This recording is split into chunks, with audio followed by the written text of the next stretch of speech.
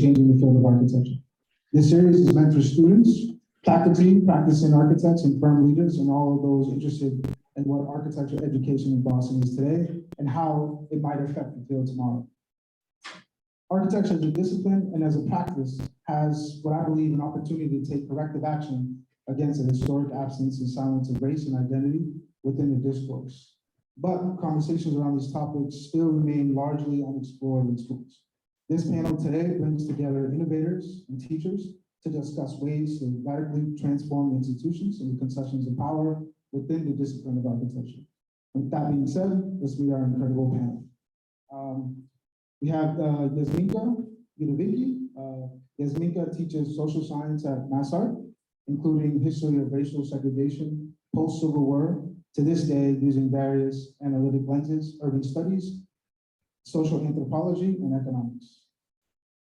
Thanks for being with us, Yasminka. We have Yolande Daniels. Yolande is an associate professor in architecture at the Massachusetts Institute of Technology. She is a recipient of the Rome Prize in Architecture and a fellow of the Independent Study Program of the Whitney American Museum of Art and Studio and Cultural Practice. She received a Bachelor's of Architecture from City of College of New York and a Master's of Architecture from Columbia University. Daniels co-founded the architecture and design practice Studio Sumo in 1995. Studio Sumo's approach has developed in response to cultural, formal, and spatial contexts through research and design projects in New York, Brazil, and Japan, lending a geographic diversity that has foregrounded an approach to architecture as a device for engaging and understanding the richness and complexities of the built environment. The work of the practice has been characterized by projects that range in scale and type, from speculative installations to client-driven exhibition design, residential projects, and institutional buildings. Both the practice and individual projects have been recognized for design excellence by the American Academy of Arts and Letters, New York State Council on the Arts, New York Foundation for the Arts, Japan National Design Council, German National Design Council, Chicago Atheneum, AIA New York City Chapter, AIA New York State, the New York Architectural League, Embracing Emerging Voices and League Prize, the Architectural Record Design Vanguard, and the 12th, 14th, and 16th Venice Biennale Architecture Exhibitions. Thank you, Yolande, for being here. And our third panel, Matthew Okazaki. Matt Okazaki is an assistant teaching professor at Northeastern University School of Architecture. He's a practicing artist and founder of Design Practice Field Office, LLC. His transdisciplinary work focuses on sites of erased architectures and themes of preservation, reconstruction, and commemoration. Through the lens of the built environment, he explores ideas of authorship, collective memory, and identity in the hopes of amplifying the histories of non-dominant narratives. Okazaki is a principal at Architecture for Public Benefit, a benefit corporation providing design services for mission-driven organizations in the greater Boston area. Okazaki holds a Master of Architecture from Harvard GSD with commendation and a Bachelor of Science in Applied Mathematics from UCLA. He has worked at the offices of Carl Fried and Partners, Envelope A&D, MK Think, and Morphosis, and has previously taught at Tufts University, Brandeis University, and Harvard University's Graduate School of Design. Let's give it up for our panelists today.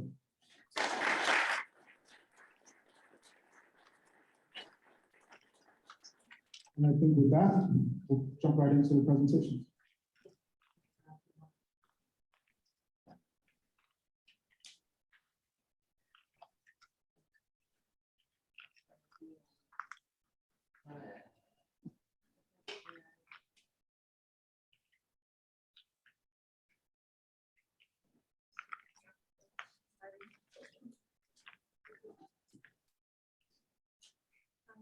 Hello, thank you for coming. I look forward to the conversation with Yasminka and Matt. And so I'm going to show one project. It's a project that just was completed this summer. It's at Crystal Bridges Museum of American Art. It's called Totem House Component House. It's done with my office, Studio Sumo, and it combines my independent research with the work of the office.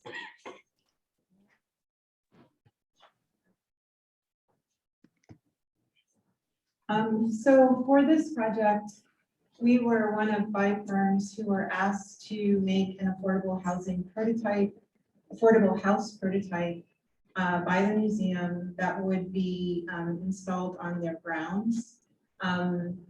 So my office, we designed a affordable house prototype, but then we also realized that we didn't have enough money to build a prototype of it. So we built an installation that was a kind of ghost or something that referred to the house.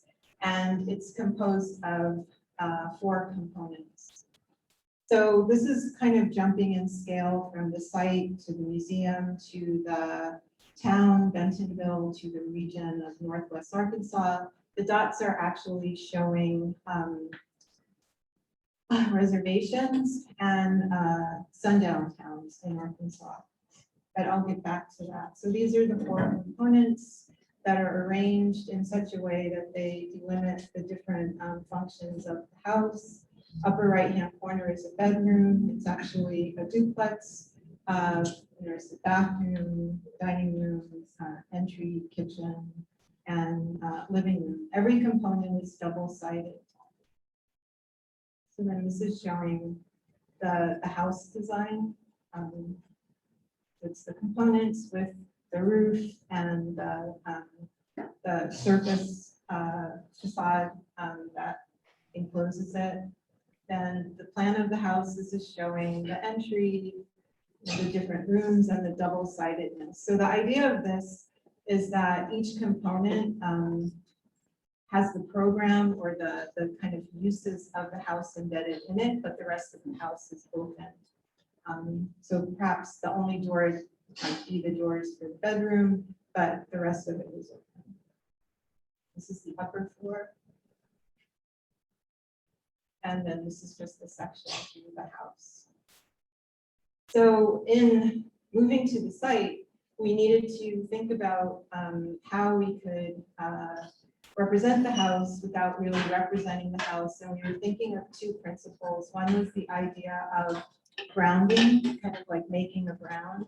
And the other was the idea of totems, of investing meaning in the objects. So the meaning was, on the one hand, the program of the components, and then on the other, it was meaning that would be related to the site. We were asked, along with all the other exhibitors, to relate to the site, to the communities in the local area in some way.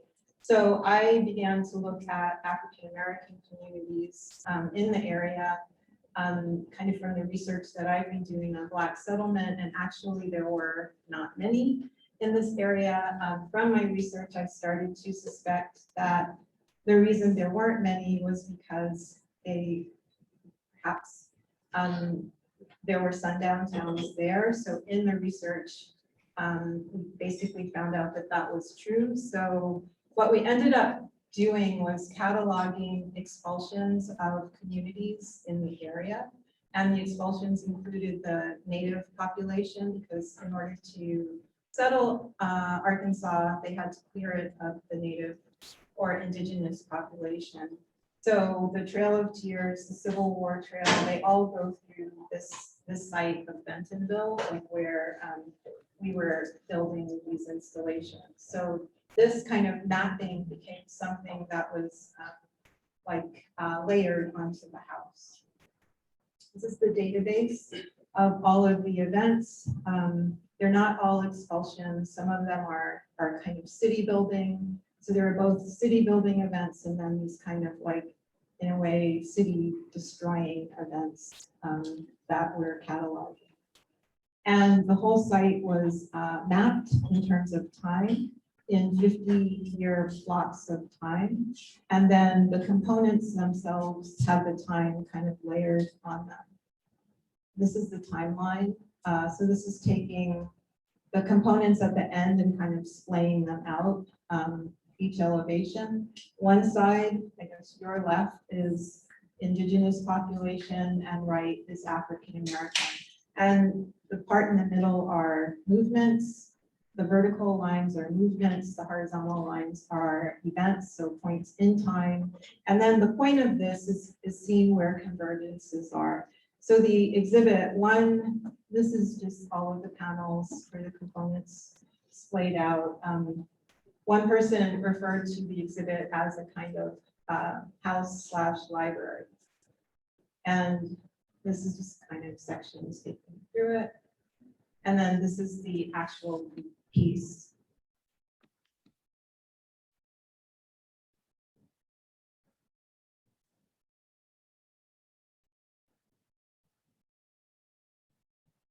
So at the exhibit, people actually read it. You know, they kind of walk around, go up the stairs. You can sit on it. It's a place where you can spend time and read about these histories that have been repressed. Thank you.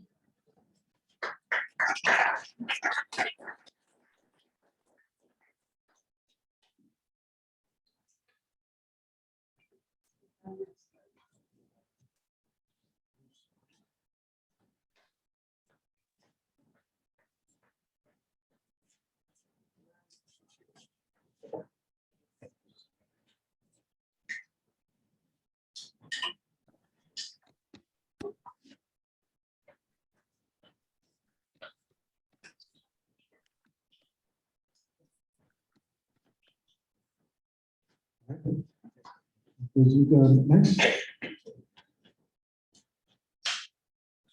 Hi, well, I'm glad to be invited. Thank you, BSA, for inviting me as a non-architectural professional here. Sorry, it's okay. Even if you cannot get it, it's fine. Yeah. You know what? I never read. I never ever read when I talk. But we were told 10 minutes max. So in the interest of time, I am going to read this time. I'm going to speak about my. Oh, yeah. Okay, is that okay? Right. I'm going to speak about my course on segregation, which I teach at Mass College of Art, the Liberal Arts Department at Mass College of Art. It's not titled segregation. As you might imagine, there wouldn't be too many takers if you offered a course like that. The title of the course is Why Haven't I Learned This Before? So in the course, we address housing as the one remaining form of legalized segregation that is rarely ever mentioned and therefore kind of invisible to most people. And when you ask students why all metropolitan areas in America are segregated, students tend to say, well, people like to live with others who look like them. Some people have money to buy property here, but not there. It's all about individual choice. Students, along with much of the society, believe in freedom of individual choice. And so does the Supreme Court. Since joining the Supreme Court in 2005, Justice Roberts has argued that the government did not impose segregation, and therefore the government should remain colorblind. To redress segregation would violate, he said, the 14th Amendment.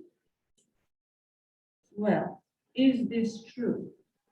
Is residential segregation simply the result of individual choice? Some in my class know enough to correct John Roberts. They mentioned redlining. Aha, okay, redlining. But then what about the Mission Hill projects?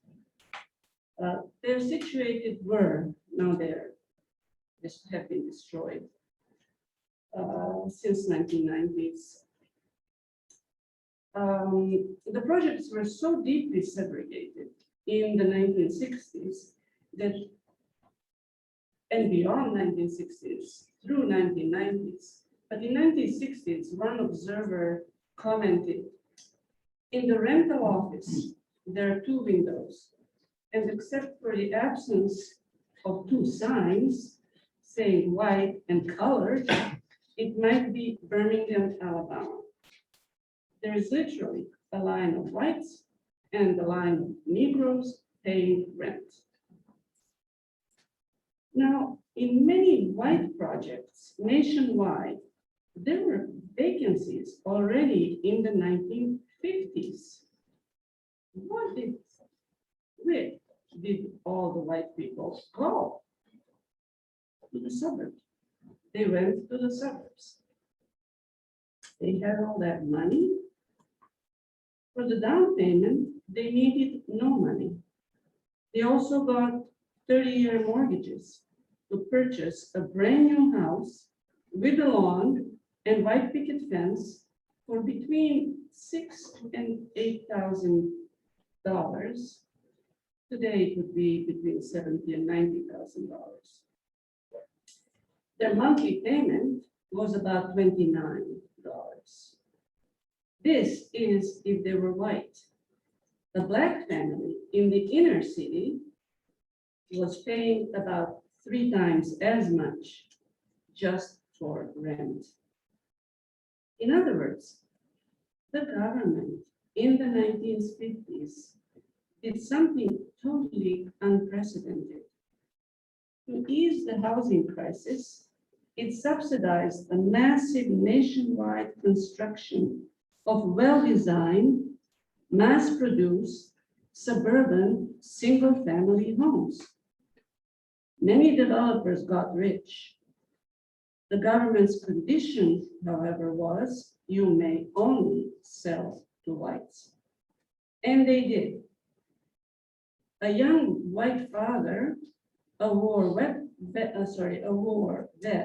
perhaps, stocking groceries at the supermarket, could now buy a home for a son. Not the Black father or mother.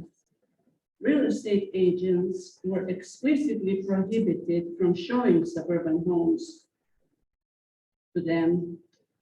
Banks were explicitly prohibited from lending to Black families. Suburban homeowners were explicitly prohibited from selling their home, their property, to anyone who was not Caucasian. So what did suburbanization achieve? It lifted many whites out of poverty, and it vastly expanded the white middle class. It also consolidated the color line. Suburbanization arithmetic makes clear the equity power of housing. The 1950s suburban home went from 7,000, let's say, to 500,000 today. That's pretty handsome profit. A young white person will eventually inherit it, as will the offspring of about 2% of Black families, who one way or the other, I don't know exactly how, but they managed to buy in the suburbs. Most Black people, however, were made to miss the train. Today, for every $1 white family owns, Black family owns typical, these are averages, 29 cents. And then we take steps back, many steps back. Efforts of Black people to accumulate wealth can be traced back to the end of the Civil War.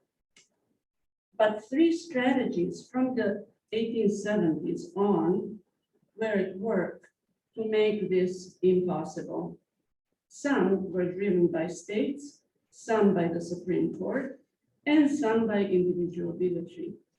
Here are the 3: radical criminalization of Black life, Black codes, racial terror, including lynching, and the denial of the right to vote and own land. We don't know which one of those is more important important than the other. Racial ordinances and racial zoning laws followed in the 1930s to prevent the encroachment of quote unquote the wrong kind of people in northern cities and to seal the effects of the land ownership prohibition. Ordinances and zoning redline, and they also minimized multifamily construction in white neighborhoods. To have people move in even if the prohibition was lifted, just because of cost by that time of the single-family house. Simultaneously, urban renewal, which was also government action, obliterated scores of perfectly fine Black neighborhoods to build highways and and housing for whites. This was official residential segregation. It entrenched racialized second-class citizenship. It also inevitably encouraged white racism. I suggest to my students whose family owns their home to dig out the home deed. Many Boston deeds contain the explicit segregation clause. The story of housing in the US, with its deep effects on childhood poverty, education failure, mass incarceration, as well as racialized inaccessibility of credit, jobs, fair wages, health, and wealth, is the story of how white supremacy survived the end of slavery. And it's still going so amazingly strong. I never thought I would see it like this. Quote unquote, the nation and the race were maintained through segregation. The Black community pushed back. This must be made a part of the story, and we do. My students read about movements, a number of them, but I'll just mention one, the Contract Buyers League in Chicago. The dual housing market in Chicago bankrupted many middle-class families. The pedagogic underpinning of the course rests in the intersection of perspectives, the current and the historical perspective. There's a strong historical through line in the story of segregation. Much of it leads to urban planning and housing. Thank you.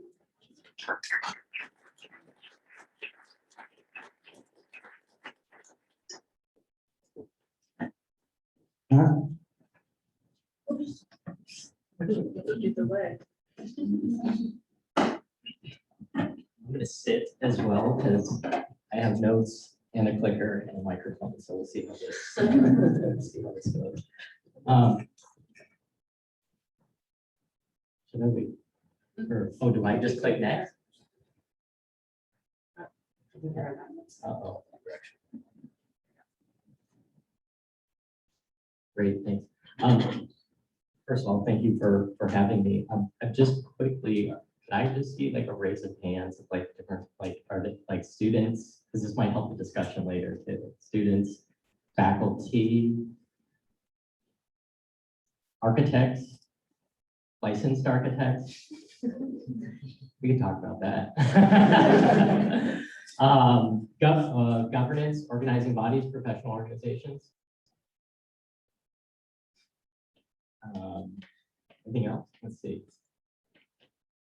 Okay, well, what we can unpack that and get into that because I think that's part of the discussion. So I kind of like to shift gears a little bit from the conversation that we've been having, where we've been discussing ideas of race in terms of practice and pedagogy. I'd like to perhaps focus on the academy itself and the structural issues embedded within the academy. As we've seen tonight, there's no doubt incredible work that's being done in terms of education within institutions, but I'd also like to look at the institutions themselves, largely in terms of diversity or lack thereof at our schools. And I think the first step towards the direction of where we're going is to really take a hard look at where we're at.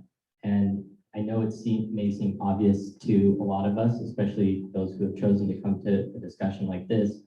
And much of the information I'm showing is really of no surprise. I'm a believer in radical transparency. And as we'll see in the upcoming slides, this kind of information, precise, quantifiable information and metrics is in fact not as easy as we might think. And further, as we dive into the numbers, we begin to get a clearer sense.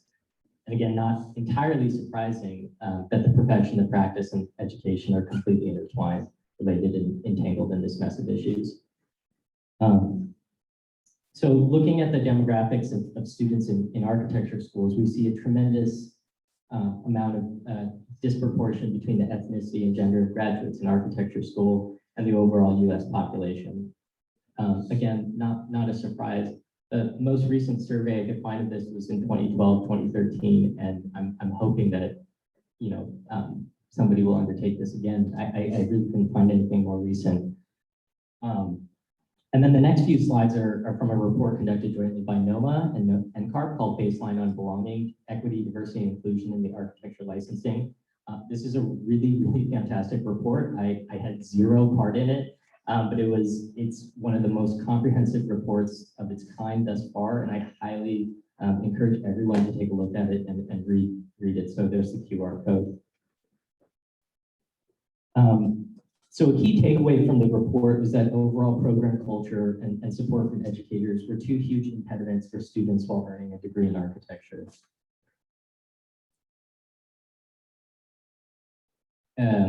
African-American women were especially impacted by these, as they were 20% less likely to say they felt like they belonged in their school and 25% less likely to say their school valued diversity and inclusion. This lack of diversity and this culture of inclusion has an impact on all people of color, and we see this in their qualitative feedback survey. Please take a look at this report in its entirety, but it's clear from this extensive report that there are significant impediments to the education of our students who identify as people of color, cost, lack of diversity, overall program culture, and support from educators. And like I said, I think this is it's important to have a report like this, and also that we really look into it. So moving on to the faculty side of the academy, we find there really isn't that much published or public information regarding the faculty makeup. Some schools publish it, many do not. There was an Instagram account that I'm sure probably a lot of us are familiar with called Arc So White that started to map racial demographics out, but it was an informal survey. So just, again, realize that it's, I don't even know who started it, so it is informal, but somebody was trying to conduct some kind of research on that. Northeastern, where I teach at, hasn't published much public information regarding the faculty makeup. And I haven't really found anything school-wide at Canby, the College of Arts, Media, and Design. This is university-wide statistics. It's on their website, but I haven't found anything for Canby or for the Department of Architecture, so we don't really have that information as we speak.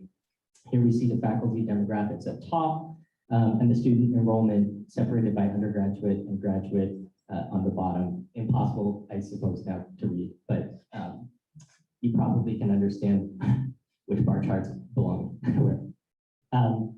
So the school where I received my architecture degree, I was able to find some information from the Faculty Development and Diversity's annual report. Here we find that there are 47 tenure and tenure track faculty at the GSD. And there are currently 2 Black faculty tenure track and 0 tenured. That's 4%. And I think while we're going to move on to the profession, but just keep that 4% obviously in mind. And while the GSD is just one school, and we don't have kind of a accumulation of information across schools, I do make note of this number because probably as many of us are more familiar with this statistic at the professional level, where just 2% of the US architects identify as Black or African American. And moving on to the governing bodies of the profession, it's quite hard to find any published or public information as well. But I'm just putting up some organizations that are relevant to us. A few years back, there was a lot of discussion happening with the board of directors of NCARB. And if we consider the path to licensure having a lot of impediments, the path to the board is even higher. I can talk about how one gets on the board because I asked and tried to figure that out. It's hard, obviously. Mass licensing board, there's currently 4 board members. You don't have to be a licensed art. Not everybody on the board has to be licensed. So that's something to keep in mind if licensure could be a possible impediment. And then NAB. I think we have a student NAB person here. Another organization that we're all familiar with and who have been so generous to invite this conversation to happen inside their space is the BSA. I haven't also been able to find too much information regarding demographics and BSA affiliation, but I did find an incredible resource that discusses the value of metrics, and they have a diversity, equity, diversity, and inclusion page on their website, which I think Tony was a part of putting together. Yeah, I saw that.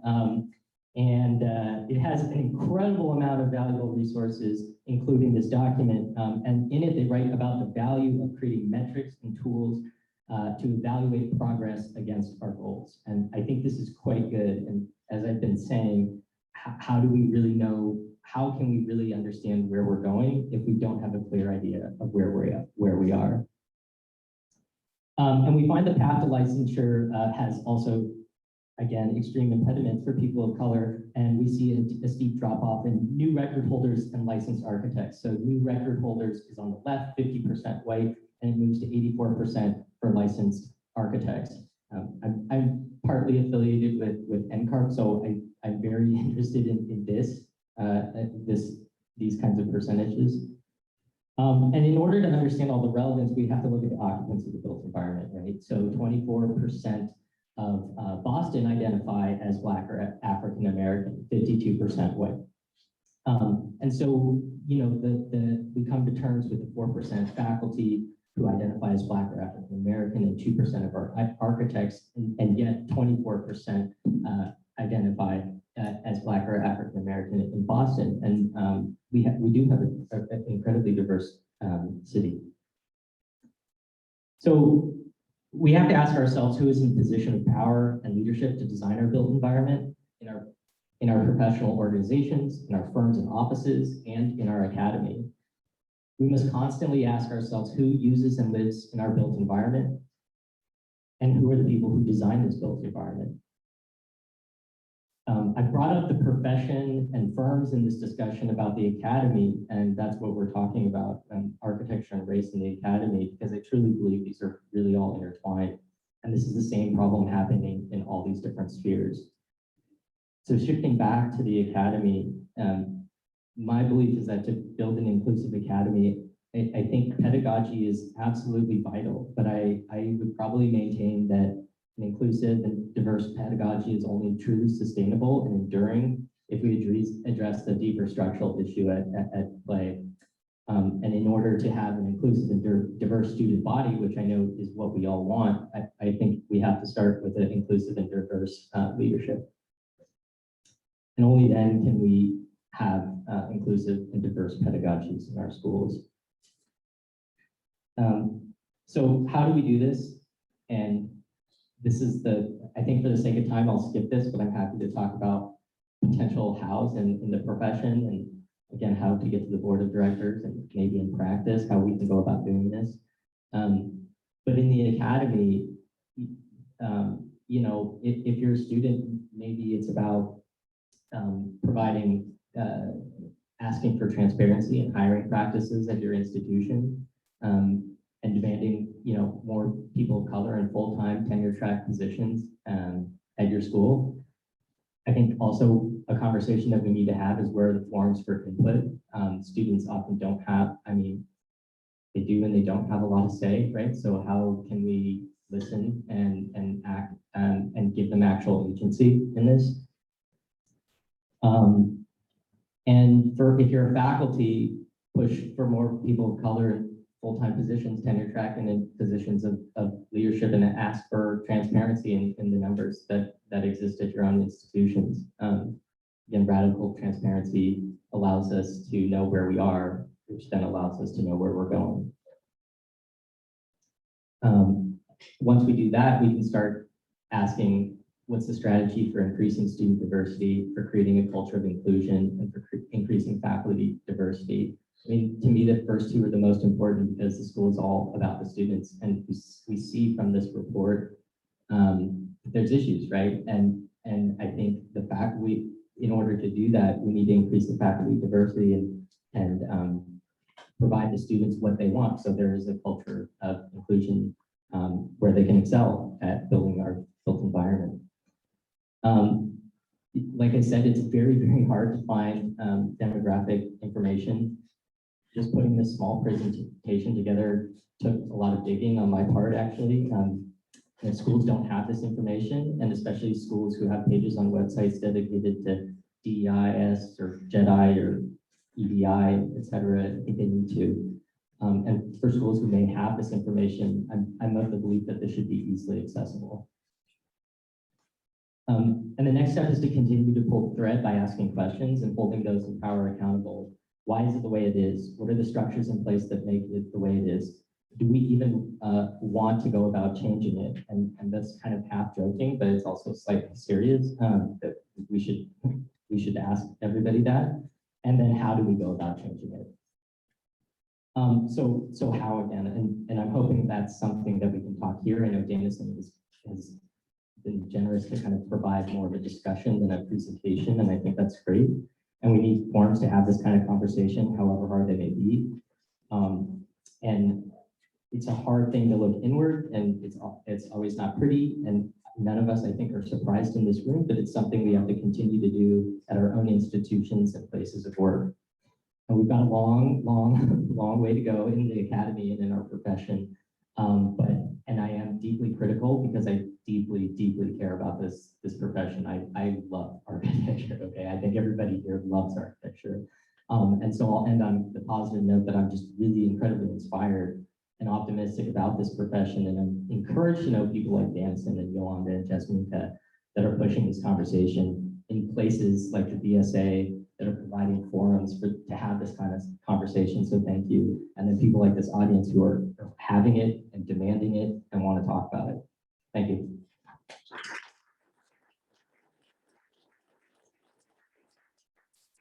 I can invite the panelists to join us up here.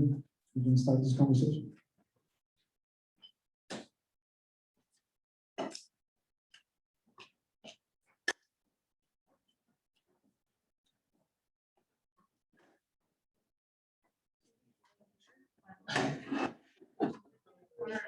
You're invited.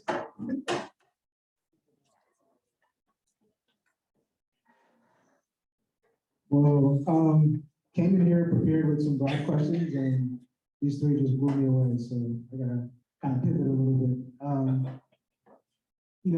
Basically, I think one of my first questions is really kind of talking about, we broached on some topics about what is missing from the academy, and I'd love to have a couple minutes to really unpack that and really understand. We sort of talked about, in our conversations before this, we kept related to having to look outside of architecture about these issues, which is fascinating to me. So I'd love to kind of hear a little bit about what do you think is missing in the discussion around design education right now, specifically in relation to some of the topics of race and institution connections. So what are we actually missing in pedagogy? Anybody can kind of take that.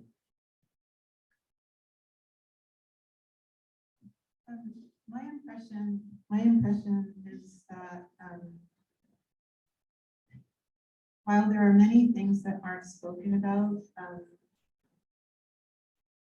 they're actually being taught, but they're in pockets.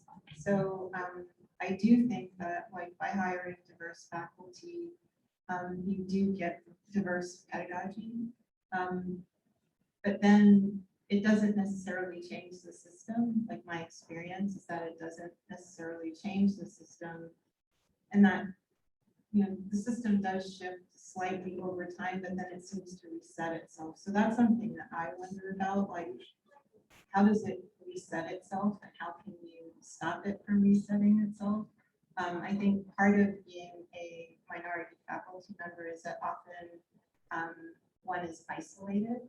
So even if you are doing these radical things like looking at segregation, kind of questioning, you know, pedagogy, it ends up being in its own little box. And you can have your friends who are also working in their boxes, but unless those boxes come together and maybe make something stronger, it just sort of stays, you know, in its box. So that's one of the questions I have actually, because, you know, the work that you're doing, Yasinka,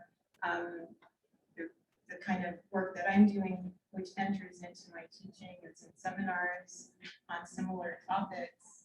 I have colleagues who are also teaching similarly. I think there's been an increase in the number of people who are teaching these subjects across schools, and that's an improvement. But at the same time, and I think maybe this goes to Matt, what you were showing in terms of the higher powers, they're not really on board, right?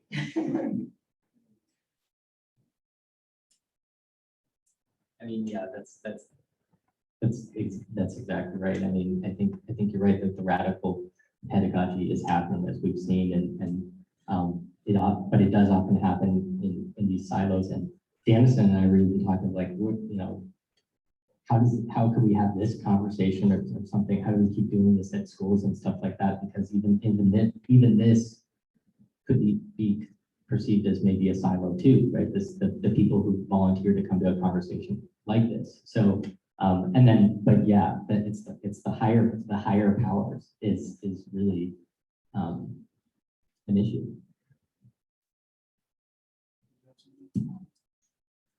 Well, I'm not from your field, but I know the feeling of isolation. Obviously, I'm not Black, but I do feel quite isolated teaching what I teach. There's very little resonance to what I teach at my school. There are a few people. Paul Hagen is here. He invited me. I think Paul Hagen thinks to be more than many people at my department do. So I can only imagine what it is like being a Black person who is trying to convey this kind of content. Yeah, absolutely. I mean, I think one of the other sort of really interesting topics we talked about was this conversation around identity within studios and really being able to sort of bring who you are into studio or your classes and really have a sort of a way of shifting your own education around that.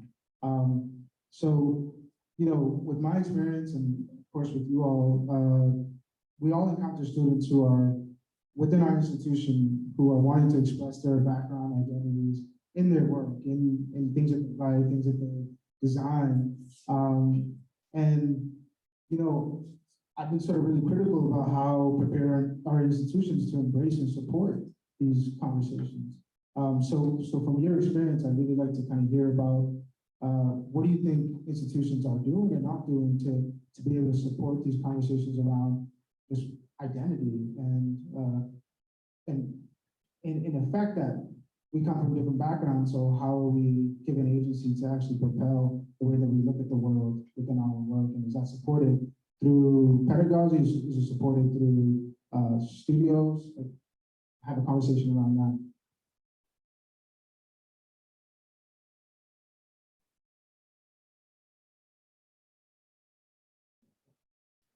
You want me to go?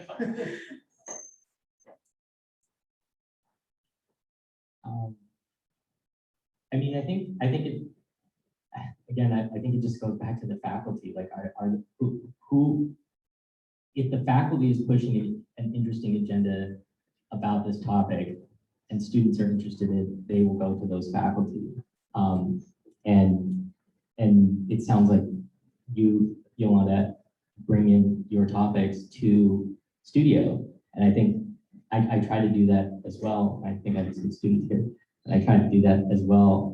And there's a bunch of amazing professors who are doing that and also talking about in terms of labor, right? Because labor in class is something that's absolutely intertwined. So talking about co-ops or unions, and then people, there's option studios and those kinds of things where you can volunteer. But I'm trying to figure out how to make it broader, right? Rather than like, not that it's one-off, but that it's like individual or faculty specific. Like I'm trying to search for how it becomes, all encompassing at an institution. I have no idea, and I would love to talk about that. I'm also thinking the same thing, like, how can you shift the larger culture? And two instances come to mind. Like one is like very recent with some students that I have right now who like they're from an ethnic minority, and they just from how they respond to the studio, it's apparent not just to myself but to other faculty that they feel somewhat in battle. And so the question of how to kind of help them like feel comfortable is a really important question. So what I've seen the students do is kind of try to bring their cultural heritage into the projects that we're working on. And it's not that they're not supported in it. They are supported in it, but I think just the effort of like having to do that is taxing on them. And so that's something I think that the faculty have to be kind of aware of, like just that effort of having to do it. Whereas, and so that means that the way the problem is written, it has a bias in it. If they have to, actually make an effort to bring their culture in it, then that means that it's written so that it's actually written out. So that's something, that we have to think about. And then the other is that myself, like in a fellowship program that I was in that had, diverse student body, we would have readings and we would kind of come together to discuss the readings. And what was really interesting was that because it was diverse, when minorities would speak their mind and say what they thought, then it would actually like cause friction. So having diversity doesn't mean that everything is easy. It actually means that sometimes it's, people don't agree, and you have to try to listen to both sides, and you may not actually resolve the issue because the realities could be quite different. And so I think like a lot of times it seems like people don't actually want that friction. They don't even want to hear the voice that would bring the friction in. So in that way, while we're asking for diverse situations, diverse student bodies, diverse faculty, that's then where we're not supporting them because we don't actually really fully want to, because we can't deal with the friction. Yeah, that's fascinating. I kind of never really thought about that. It's like you sort of bring all these issues in, but it's really not about the support. It's like actually wanting to embrace that conversation. Right? I'd like to open it up to the audience. Really begin to have we have a great turnout tonight, and just want to kind of open it up to everyone to sort of have more provoking questions and start to have a conversation.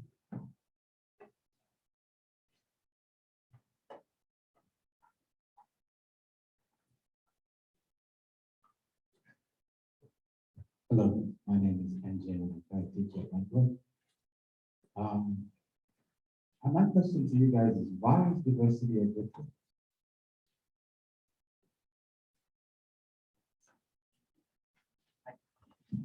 So I think it's exactly because of what Yolanda was saying, friction. So I like to call it productive friction, and I think diversity fosters productive friction, just inherently. So that's why I think it's a good thing, because something comes out of that, and that's I like that. I like when that happens. I think diversity is,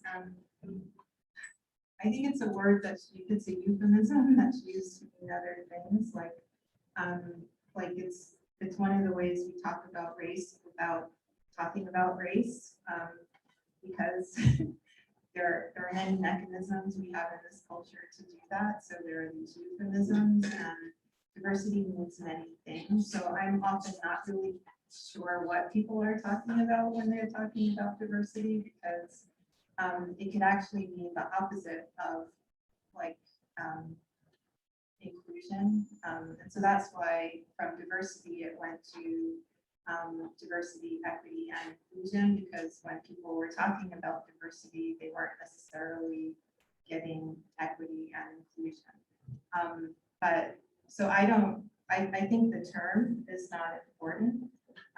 I mean, the term is important, but what's behind the term is important, but the use of it is difficult.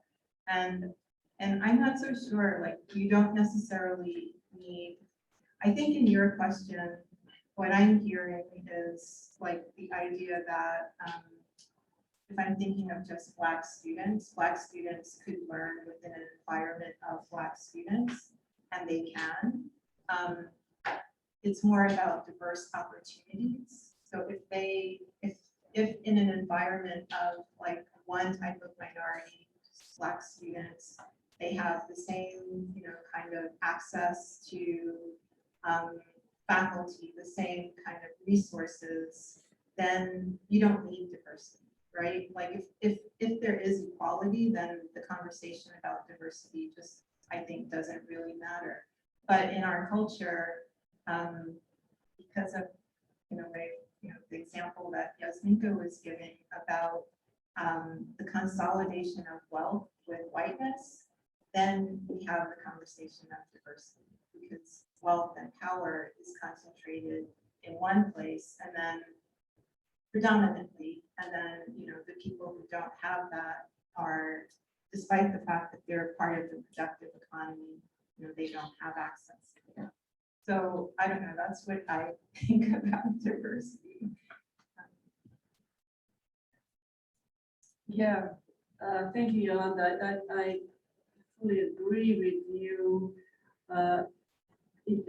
Diversity indeed has many meanings, but when you think of it, we went from affirmative action to diversity, and diversity does promote friction, and that friction can be very potent.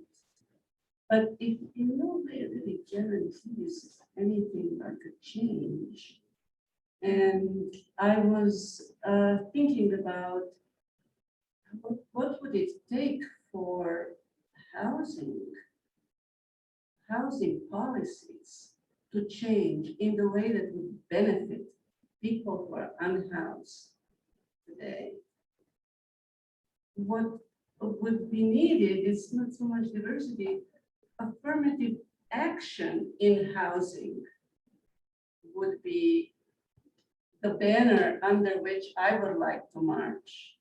We need affirmative action, housing for people who have been prevented systematically, officially, by the entire hierarchy of powers from federal to local, from owning a home, which then, of course, conditions every other aspect of their life.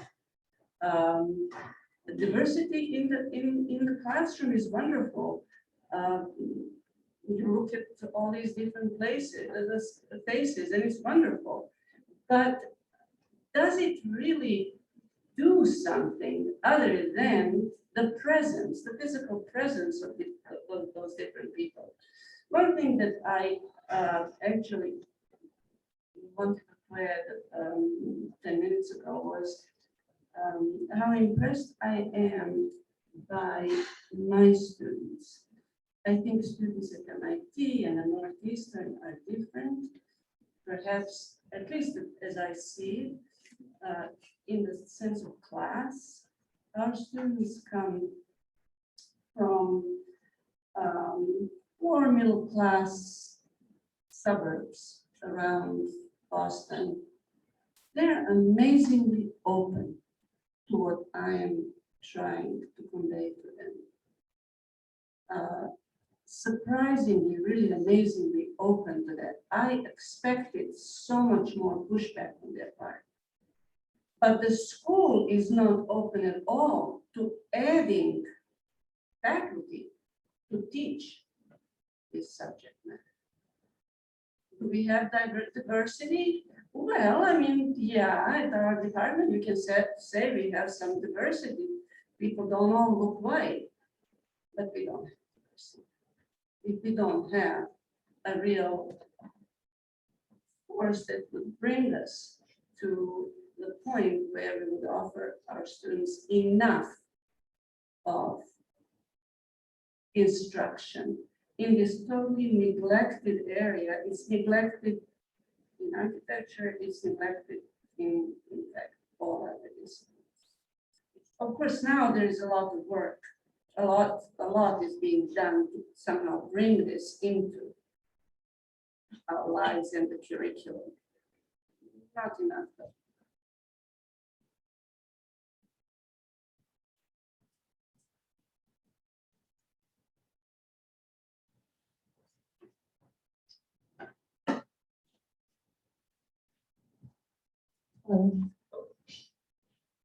Thank you so much for your presentation and the conversation so far. I graduated in 2021 from a Canadian school.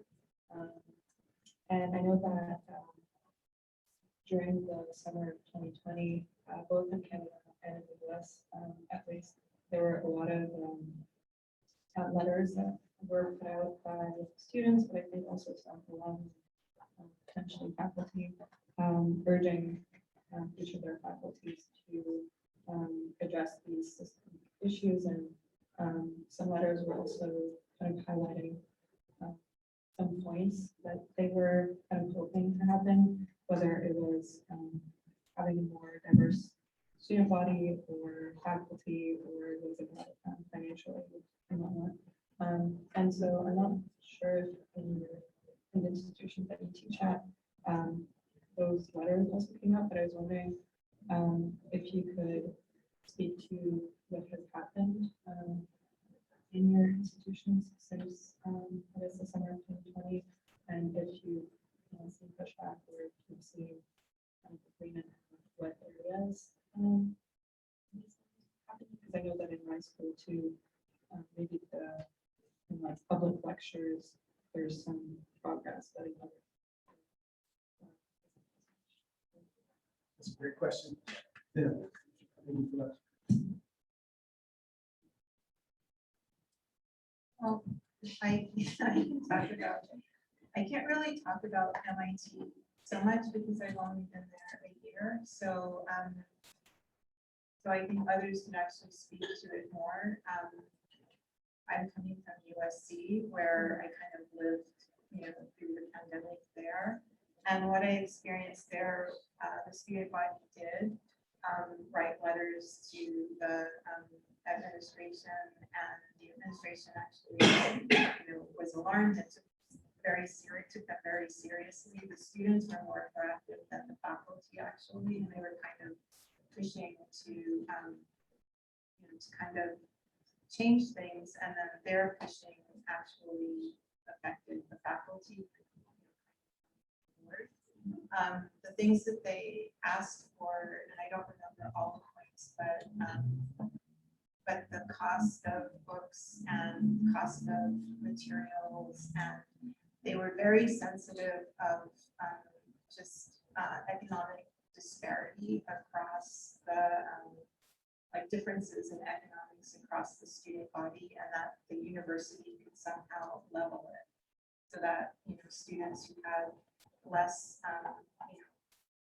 economic resources wouldn't have that as a factor in their education. And that was something that the administration there actually did make changes, like faculty were encouraged, not encouraged, but told, that like we couldn't require so many books, we couldn't require books over a certain amount, we couldn't require a 3D printed model or some kind of, because some faculty did require those things. And so we had to kind of be just more aware of the constraints that the students have and think about that when we sign things. And I do think there's that sensibility at MIT as well, but I experienced it most firsthand at USC. So from the faculty, what was interesting was in terms of decolonizing the pedagogy, that was one of the requests also from the students. And they gave us links to resources. So kind of pushback from the faculty was that they didn't actually know how, to go about doing that from some faculty. And then others actually just started to kind of teach themselves.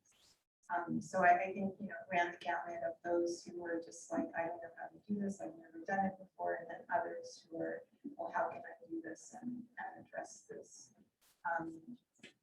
So, and then others who were doing it already. So I think, since then, what I have experienced is that, like in the world in general, everyone wants to go back to normal. And so there's this big push to get back to normal, to reset. And I think there's a little bit of a lack of attention to those issues, like, because it was really burning and it was like frontline agenda of everyone in terms of their programming and pedagogy and everything. And now I think, like, with the end of, it's not the end of the pandemic, but the desire for the end of the pandemic, that's kind of in the back. It's still there, but it's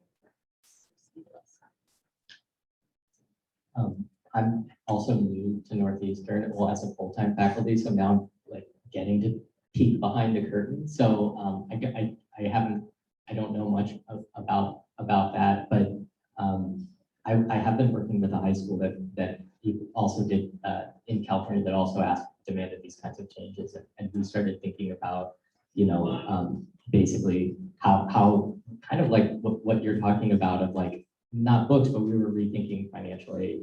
And thinking about what if everybody heard the same amount when they're paying for our school, right, or something like that. And big donors would rather spend 60 million on a building than 60 million for their kids to go to 4 years of college. But what if that actually happened? And maybe that's an incredibly silly idea, but it's also kind of like how is that a possibility? And we have to kind of entertain those kind of silly ideas. I think to Yolanda's point, a lot of people maybe are ready for a reset and don't want to have those conversations. And so in my slide, I asked, like, do we even want to have that conversation about changing it? And I think that's a really, really legit question when we're at the table asking that, like, are some people really not down anymore? And what do we do about that? And some people really want to reset, so, or just want to push it aside and kind of delete that, page that they had. But the timeline went up to here, and all of a sudden it's like, where did the rest of the updates on the timeline go? And we kind of just want to like file that, website away. But I think we need to, we actually, we have to keep saying, like, do we want to do this? The students they are demanding this and they want this, like, yeah. So I'll report back to you once I know more at Northeastern. one thing at MIT is that they did decide to give 75% tuition to all students across the board, and I think that's made a really big difference in the demographics of the students and also sensitivity in like picking, you know, in selecting the students.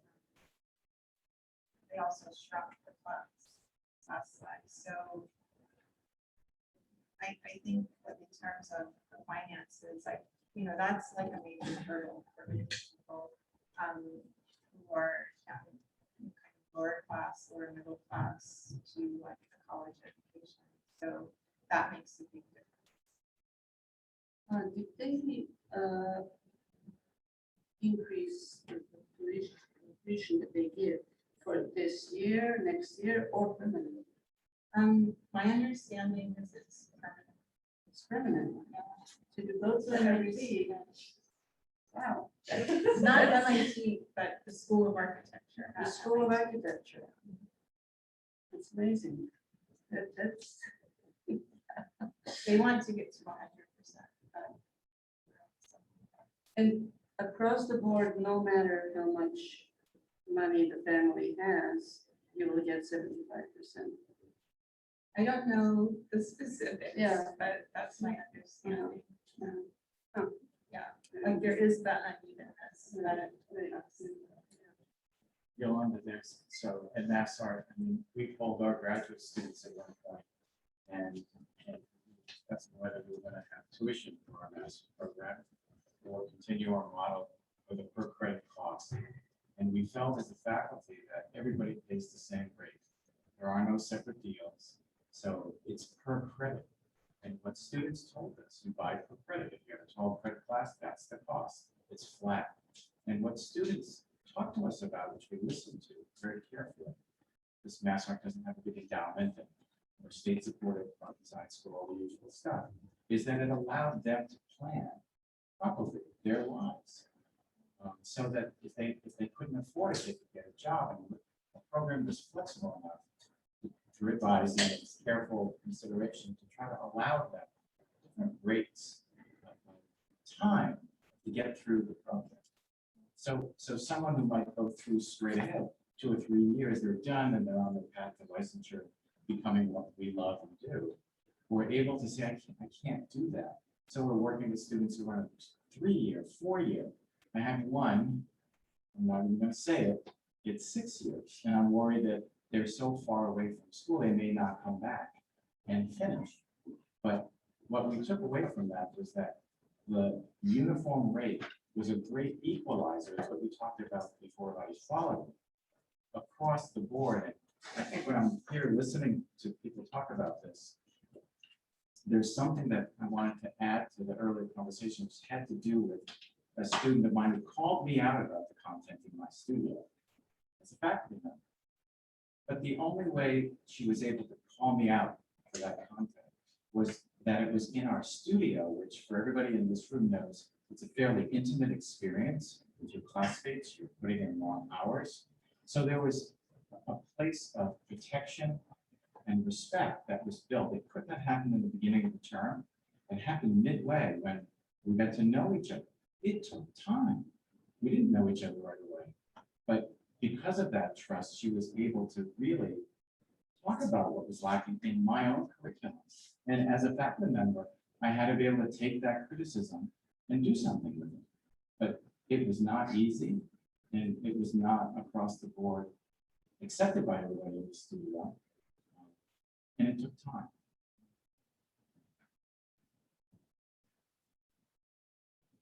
Thank you, and I want to also just encourage anyone else in the audience, when there's questions and you feel like you have something to say, you don't have to just limit yourself to asking a question or asking any question. Feel free to please also respond and have a conversational.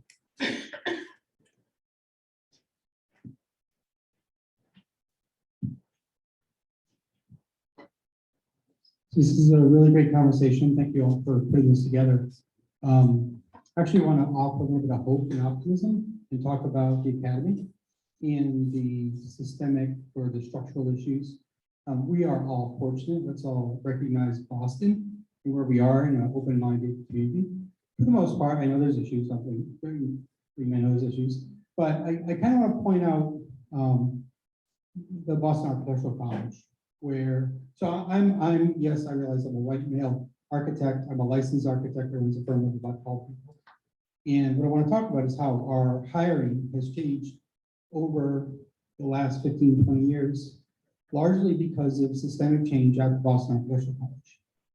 So Ted Landsmark was hired. Ted's a Black, he was an attorney, designer, urban planner, done all kinds of things, and changed the whole curriculum at the BAC to be very focused on diversity.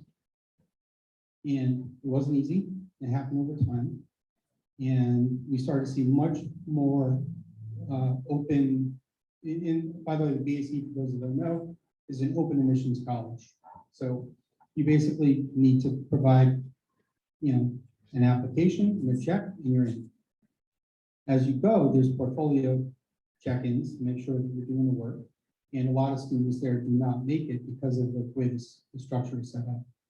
So what I'll say is currently, because of the BAC and the diversity that has occurred there, in our office of 12, there are 2 white males. I'm one of them.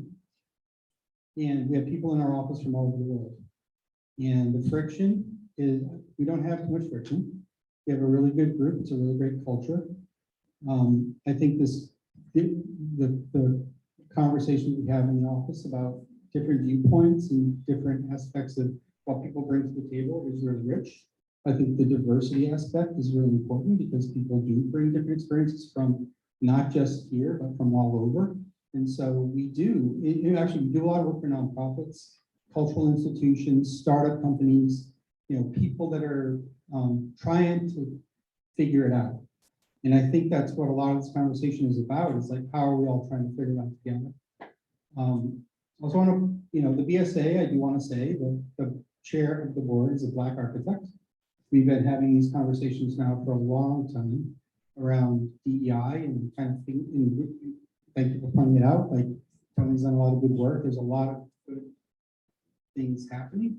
And I don't want to sugarcoat things, but I'm wondering about, I guess my question would be, in a presentation like this, is there, when you were talking about the how part, are there case studies? Are there examples? Are there people, I know youth builds work, right? Are there organizations that are just doing kick-ass work that's really attacking this head on and doing it right?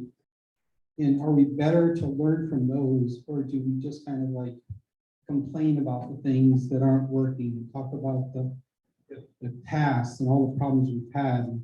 I feel like there's been a lot of conversations in the last 5 years that kind of fast forward this. The other thing I want to say is a lot of our clients, and I'm sure Tony's seen this, a lot of our clients are asking us about our diversity in our firms.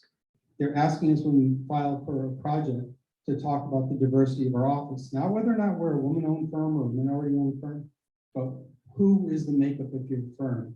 And so I think that to me, what I'm hearing tonight is a lot of, like, the academy needs to catch up to what's happening in practice, because we need students to come out of there that don't look like me.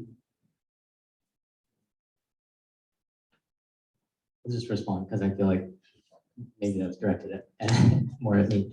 I'm definitely not complaining. Like, I don't get. I think I'm critical because it's continuing conversation. Like, I think we're always going to be playing catch up as a profession and an academy. So for me, I don't see it as complaining. I see it as still kind of like thinking through this, and that we're like, I don't think we're at a place where I don't know.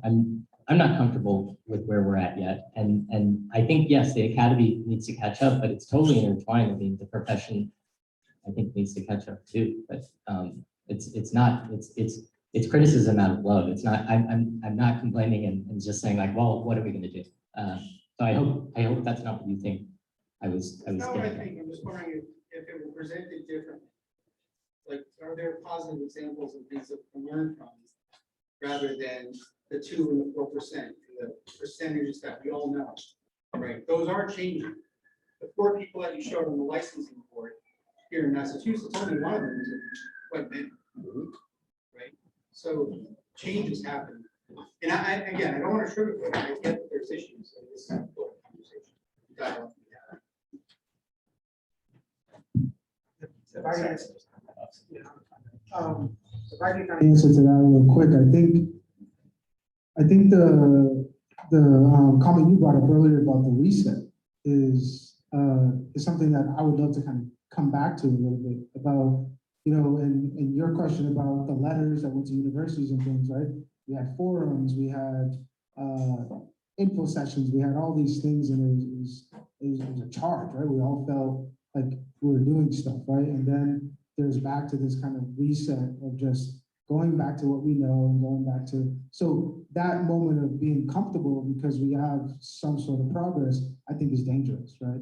And I think that's what that reset is all about, right? It's we get in the motion, we feel good, we have black squares on Instagram, we feel really good about ourselves, and then boom, we recede back into the habits, right? And I think the tenor of this conversation is how do we shift that momentum for it to be a lot more rigorous and continuous rather than continuously faced by this reset that happens over and over and over again, where people of power expect the energy to just fizzle down and just go away, right? And I think that reset question is something that we should really kind of hit on. Right? Progress comes in fits and starts. And this is a natural cycle of things, that, as you say, there's a reset. But each time we wake up the hearts and minds of people to understand themselves, to understand that we're all here simply to serve everybody else. And we have to figure out the gift that we've all been given, massage it, shine it, polish it up, and share it with everyone else. Once we help people find their better selves, the next time we have a start, there are more of us. And it will come back again, there'll be a reset, there always is, but each time the reset may be with a small amount of people pushing the reset. I guess is a game for a long time.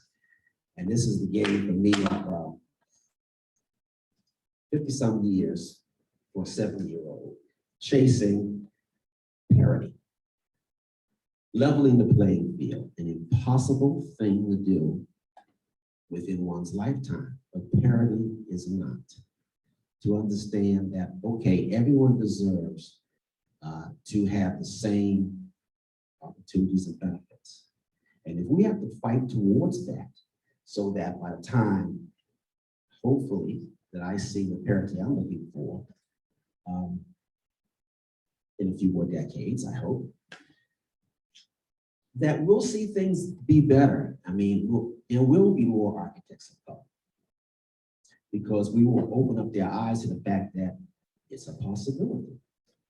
When I first mentioned I was going to be an architect, probably in the late or early 1960s, my father, who I loved, laughed and told me I would starve because he just could not see enough of architects in his community.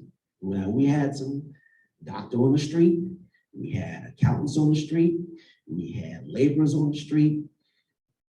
We had all types of folks before integration on the same blocks. You could see the professionals and you could aspire to be that.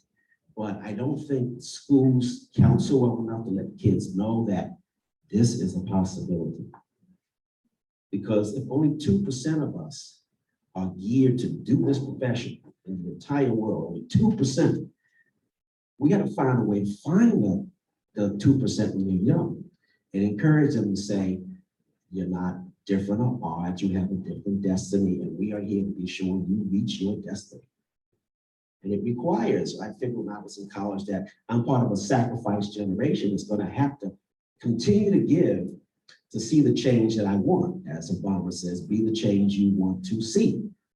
You actually have to do it to find your better self, to dig that out of you, and then to share that with everyone else. We're not going to reach everyone. Like I said, since I came aware of the situation 55, let's say, years ago, it's something I strive for. ardently, peacefully, maybe not so peacefully. But as you get older, you see, you have to keep striving to do this so that you can keep changing the hearts and minds of people. I've seen a major change, per se, from a profession which is mostly white men to a profession which began to open up to more people. And then, unfortunately, I saw a drop down in the males chasing this profession to a point where now females are going to take this profession possibly over. And that's okay. Everyone needs to rise if they are prepared to rise to that occasion. So one of the things I'm going to fight for is the kids, the young males, to get back to thinking this is something you should be pursuing. Do more with your life. As the women you see that have been doing, because when I was coming up, that was not the case. If I had two young ladies in my first years in college in '69, that was it. So it's all about us, and in this room are more enlightened individuals whose minds have opened up to the fact of who they are and how they should be pursuing their lives. It's about empathy and understanding of everyone else, and that you should be your best self at all times in order not only to elevate yourself, but anyone you come in contact with. That will make the change. It's not necessarily just about architecture. So that's the profession that we love and we are in, so we're going to work right from this ground zero. But it's about trying to reach out to others to say, we're all here for a purpose. Do you know yours? Why are you hiding it from yourself? Open up, find that purpose, and share with me what you're supposed to, as I'm trying to share with you what I'm supposed to. And then we may see it get better and change and be much faster. And I'm currently, regardless of everything else I do, I'm currently probably the new champion for the diversity, for the 2030 Diversity Challenge at the moment, which is to double the number of Black architects by 2030. Now, for me, I look at all minorities. I want to double that. It's another struggle I'm going to have, but I understand that to reach parity, which is your percentage of the population, my percentage of the population, your percentage of the population, we've got 7%, Hispanics 17%, Blacks 13.4%, BIPOC, American Indian 2%, whatever it is, that's the percentage, at least, of opportunity you deserve to have. We have to help people understand that and to realize that this is something you can do. Join us in this profession. We're going to change the world physically, and hopefully socially, mentally, and by the heart. And I see a bunch of enlightened people here who get it for the reason we're here. You know, so as far as I'm concerned, you're already part of my army to do this. And I hope that you will continue to go out and touch some other people and bring them in here and find these kids and change some hearts and minds so they realize you're capable, you are competent, you are a decent human being. And just like they, you deserve a shot at reaching your destiny. And I've talked too much on the past. Thank you, Dirk. I don't know. Alice, actually, well, we'll go back to non-judgment. We'll get some people who haven't talked.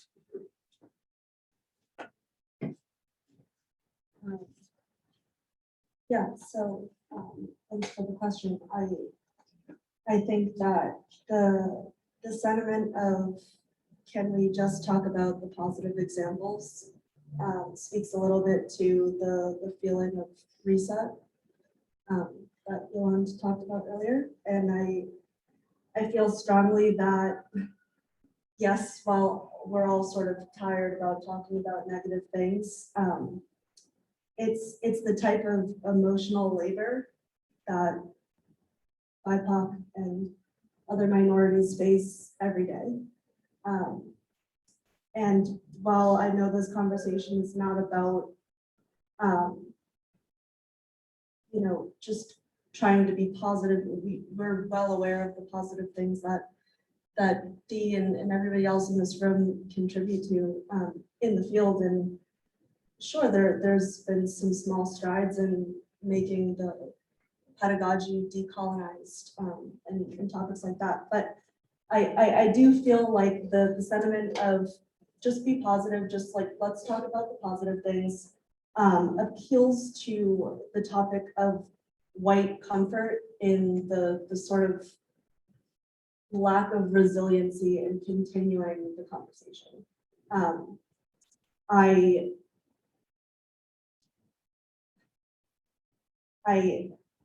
You know, the issue of emotional labor in the field is this way that capitalism can extort more labor from people who are already like underrepresented. And I feel strongly that the emotional intelligence gap is a really big part of why there's still so much friction. And I'm not sure how the academy or the institution can sort of work to fix that other than like go to therapy. But I would really love for people to sort of sit with, you know, am I asking us to be positive because I'm now uncomfortable with how long that this conversation has gone on? Or if you know, you really think that there's been enough change that it's only about the positive. Because a lot of people in this room deal with the emotional labor of, like Yolanda was talking about with her students, you know, sort of constantly having to question their space in this profession. And, you know, it's off to a good start, but it's certainly not done. So I just wanted to thank you. I kind of want to go like hug you because to be able to say that took courage, and I just want to thank you for saying it.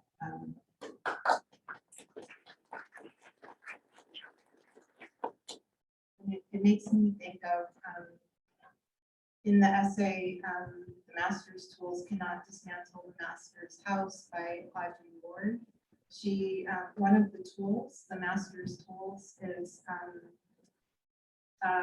basically having the people who are oppressed teach the oppressor how not to oppress them.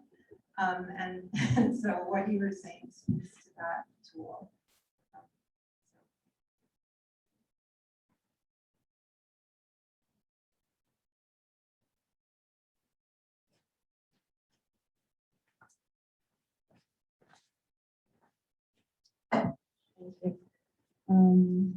Okay, I've been taking notes and I have a variety of comments, so please bear with me.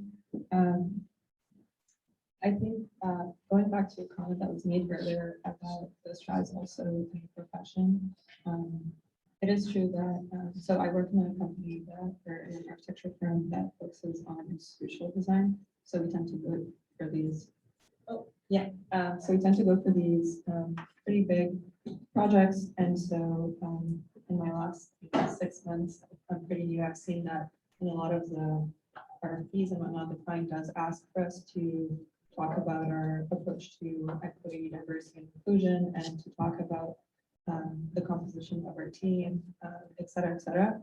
But they also tend to ask for a lot of experience with this type of project. And so there's this huge issue and discrepancy where, you know, the firms that do have a lot of experience with institutional projects are usually huge firms that are led typically by white men and by people who, you know, probably come from GSD, et cetera, et cetera. So yes, they are asking for diversity, but they're also asking for experience that small firms led by BIPOC folks have not usually had the chance to have, I suppose. So that's a comment about that. To highlight folks that, or organizations that have done great things so far, I thought I would mention a few. Mobile Makers is one that I really appreciate, and they actually, the founder did go to BSA, and they are sponsored by BAC, and I think maybe even in the city of Boston. So that one is founded by Maya Berg Murphy, who started in Chicago, and they now have a chapter here, and they teach student, like youth and kids design, which is really great. There's office hours that you might have heard of. Office hours was started by Esther Choi.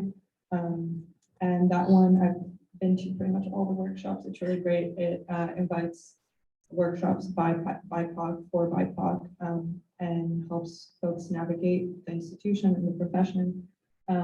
There's also Black students in design. That one is at Daniels at the University of Toronto, started by Clara James, a friend of mine. They've, just done many things like mentorship programs, and I encourage you to see that. And then there's also ICAD, I believe they're the organization who also, they hold, conferences. And last year they had a few really great sessions, one of them being about trauma-informed teaching. And I think that's something that I encourage everyone to look into, because I think with us talking about emotional labor in these spaces, trauma-informed teaching is really important to be able to have and make the space for these conversations and for people to not leave the class with more trauma that they even came in with. I realize I'm taking a lot of time, so I'm going to try to wrap up. But yeah, I think we should also think about compensating students for the emotional labor that they're doing. At my school, the students were really doing the vast majority of the work unpaid. And that actually creates even more inequity, because these are the students who don't have the financial privilege. These are the students who are already being discriminated against, et cetera, et cetera. These are students who essentially do not have the time or financial resources to be taking on extra work, but they're the students who are left having to do all of the work. It was typically women of color, queer folks, who are people of color. And whenever they would bring up that issue, a lot of gaslighting would happen. And I think also we shouldn't expect, if we're just speaking to this, we shouldn't expect the the BIPOC faculty or marginalized faculty to be the ones doing all of the work and addressing these topics in the pedagogy. I think that's quite tokenistic, and it also removes their choice from, just studying and teaching and researching what they'd like to teach. And I think that's for today. Thank you.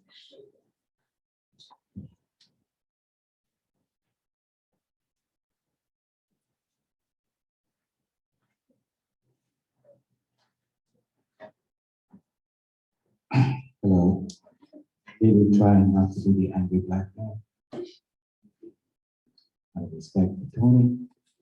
My friends spoke to the issues more eloquently than I could. You spoke about BSA. I went to the BSA traumatized by that experience, such that I don't even go there anymore. But that's not what I want to talk about.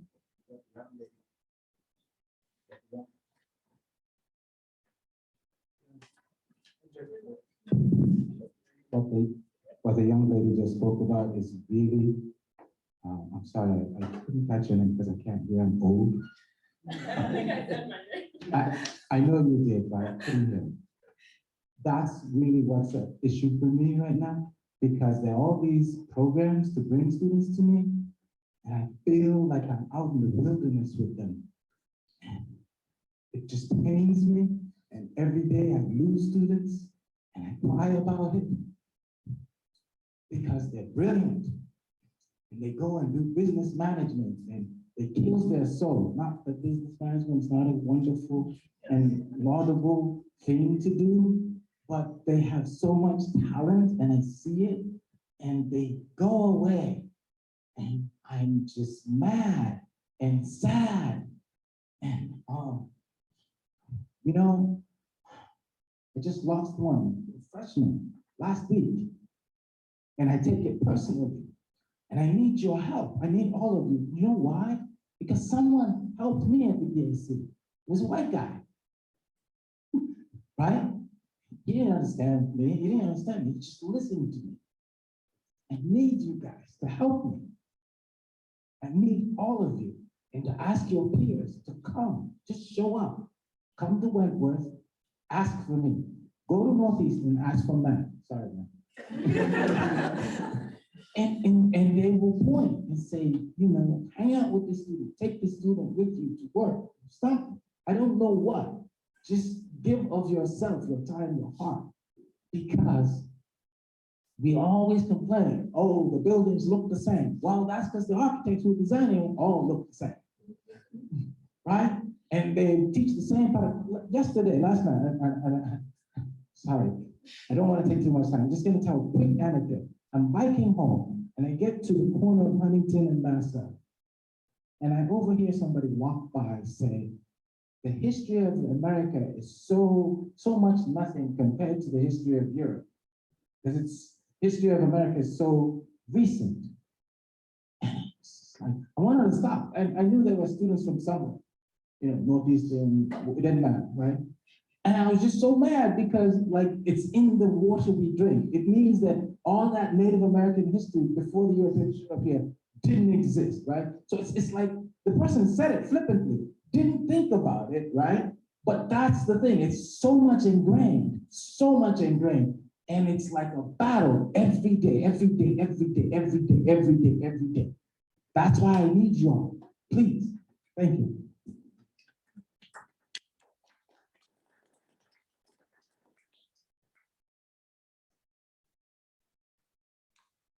Yeah.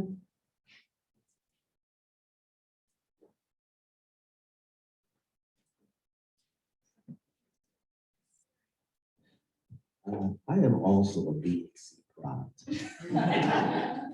And it took me 8 years to get out of the BSA. Everyone's path is a little different, okay? And some take longer than others to get where they want to go. And that's one thing I try to tell some of the students, that your path is not going to be the same as everyone else's necessarily, but it's yours to follow. I empathize with losing people. I lost my brother-in-law's daughter was going to with her first year to the pandemic hit. And she's back in New Hampshire. She's not in architecture school, and she's driving insane. I even did a lecture there in front of her, special lecture, to show her, hey, see, Unc's up here doing this thing, you know? And that's part of it, you know, that people, we don't want them to give up. It's to get them in the profession and keep them in the profession. And we have to sometimes give ourselves a bit to get them there. It's just hard losing them when we see the talent, we see the opportunity, the possibility. But there are things that maybe they don't have the strength necessary to overcome without us. Because it is about us. We're in the vanguard, we're in the front line. We have to ensure that we keep them on their feet and keep them walking toward that finish line so that they can enjoy the wonders of this profession. Find that thing you love to do so it is a hobby, and that you don't want to ever retire from it like that. I love it. You know, I can't see me giving it up. I can't see myself retiring. I can just see constantly doing this because you find that thing that you want. And when you see other people who have that gift, it's hard when they want to stop, you know? And we have to find ways to help them get there, but we also have to be that model, that image that they look to and say, that's what I want for me. I may not get it the way he did, but I like where he's going with this. I like how he's doing okay. I like who he's hanging out with, the things he's doing with himself. I want to do that. And we have to be that image, but we also have to be able to give that strength to continue to follow this path. It is tough. It is not easy. But once you get there, it's so rewarding. You just don't give up. So, as I said, yes, we need help. I would help my friend NJ back here, you know, to continue on to keep those kids in school. I am now doing some teaching at UMass. Just started some part-time teaching in professional practice. I wish to extend it elsewhere because I enjoy what I learn. I having to teach somebody else. How much better I have to be in order to teach you what I think would be useful for you. I have to get better every time I teach this because the kids get a little better and they don't like status quo type stuff. You know, just like when I was younger, you know, you always think you know more than people that are older than you. And you don't like living with status quo. You always want to change it because you have fresh new ideas. And we have to make space for that. We have to make space for that. Not that we're going to get out the way, but we'll give you some latitude to do it as you want to. So once again, I probably talked a little too much. If someone else should take this mic out of my hand because I don't hold on to it. For the rest of the night, I've given you an opportunity. Yeah, I sort of wanted to pass it back to the panelists if there were any sort of closing thoughts, any closing remarks to wrap up the evening. But I mean, such an incredible, impactful conversation, and just kind of grateful for everybody being here tonight, and grateful for the panelists as well. So, somebody wants to start. I'm just gonna say thank you for the, I mean, we were kind of looking at each other like, yes, yes. So I'm just grateful. This has been great. Really, really nice. Thanks, guys. I also want to say thank you for organizing this talk and the panel. It's really great to meet you. And just for all of you for coming out, I really appreciated your kind of struggling through asking questions and sharing your concerns and thoughts. I think that was really important. It's really great to hear from students that you can talk about these things. So thank you. Well, indeed, me too. Thank you. And I also must add that I'm totally impressed with you, my fellow panelists, but also people in the audience and people who raise their voices and discuss different things. It is just so,